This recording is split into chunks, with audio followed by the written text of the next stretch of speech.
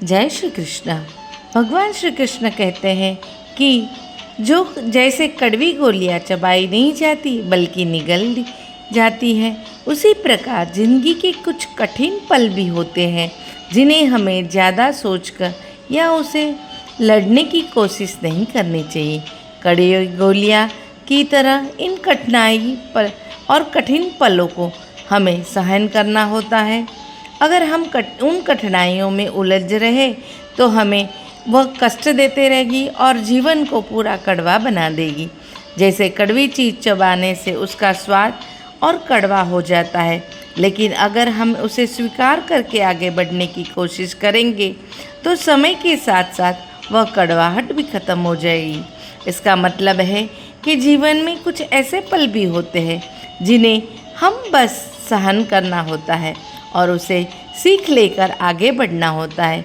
संघर्षों में उलझने के बजाय धैर्य और शक्ति से काम लेना चाहिए।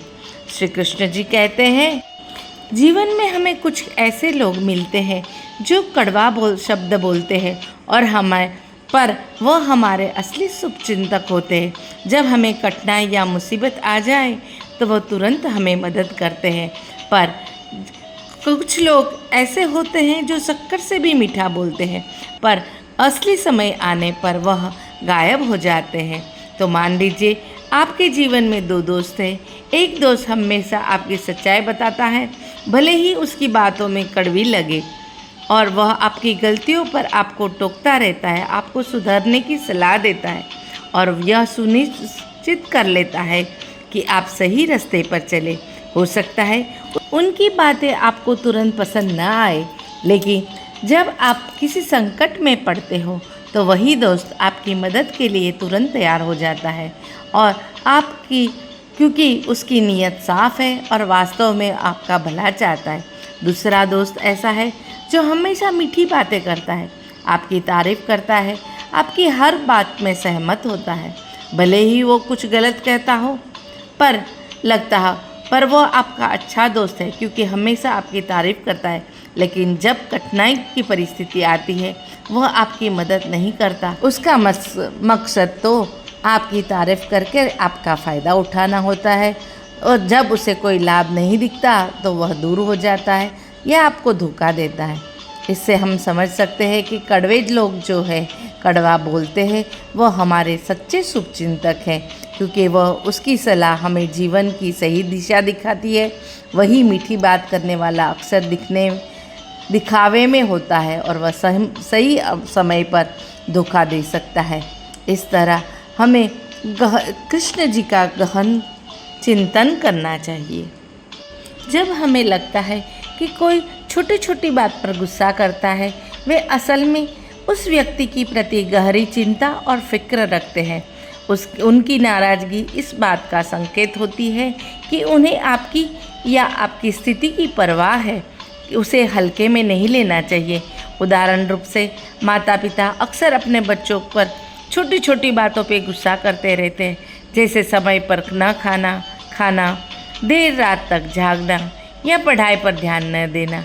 ये गुस्से असल में उसी वजह से है कि उन्हें अपने बच्चों की फिक्र होती है, उन्हें ज़्यादा अपने बच्चों की भलाई के बारे में सोचते हैं। इसलिए जब बच्चे उनकी बात नहीं सुनते तो उनका गुस्सा फूट पड़ता है। ऐसे लोग अपनी भावनाओं का गुस्से के रूप में जाहिर करते हैं, क्योंकि उन्हें चिंता इतनी गहरी होती है कि अपने अंदर नहीं रख सकते। उनका गुस्सा असल में प्यार और देखभाल का ही एक स्वरूप होता है, भले ही वो कड़वा लगे। इसलिए छोटी छोटी बातों पर गुस्सा करते रहे तो अक्सर वह आपकी भलाई के बारे में सोचते हैं, आपकी परवाह करते हैं, आपको सही रास्ता बताना चाहते हैं। श्री कृष्ण जी का एक प्रेरणादायक संदेश है कि जीवन में पछतावा छोड़कर ऐसा कुछ करना चाहिए कि जिससे व्यक्ति या परिस्थिति हमें न छोड़े और ना पछताए के बदले हमें अपने जीवन को इतना बेहतर बनाना चाहिए कि जो लोग हमें नज़रअंदाज करते हैं, छोड़ देते हैं या हमारी कद्र नहीं करते, उन्हें अपने फैसले पर अफसोस हो। हम मान लीजिए कि हम किसी नौकरी में आपको आपकी काबिलियत की वजह से होने के बावजूद भी सही पहचान नहीं मिलती और बेहतर प्रदर्शन के बावजूद भी कोई तरक्की नहीं पाता, तो ऐसे समय में निराश न होकर पछताने की बजाय अपनी काबिलियत और निखारने में ध्यान दीजिए।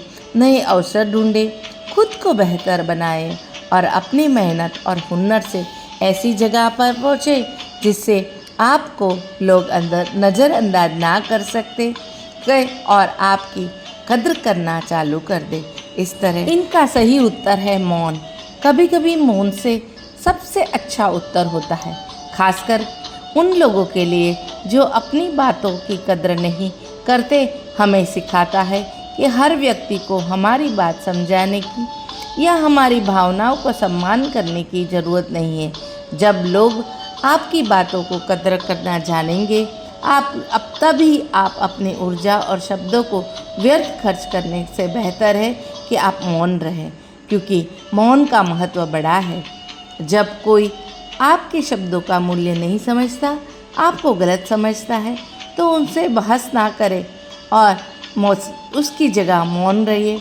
मौन अधिक प्रभावी होता है। मौन में एक अपनी ताकत है जो आपके आत्मविश्वास और समझ को दर्शाती है।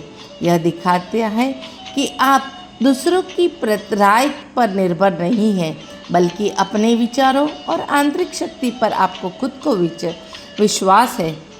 इसलिए तो कहा है, मुझे परवाह नहीं कोई क्या कहता है, मुझे नज़र खुद से मिलानी है। इसका मतलब है कि आपको इस बात की परवाह नहीं करनी चाहिए कि लोग क्या कहेंगे, आपके बारे में क्या सोचते हैं। असली सवाल तो यह है कि आप अपने बारे में क्या सोचते हैं। अगर आप खुद को सही और सच्चा मानते हैं तो दूसरों की राय की कोई फ़र्क नहीं पड़ता। सबसे महत्वपूर्ण बात यह है कि आप खुद ईमानदार रहें और अपने आत्मविश्वास को हमेशा बनाए रहें। कुल मिलाकर यह जीवन की अहम सबक जो हमें मौन और आत्मविश्वास के साथ अपनी गहरी बातों पर चिंतन करने के लिए श्री कृष्ण जी कहते हैं कि अपने पर विश्वास रखो। बोलो जय श्री कृष्ण।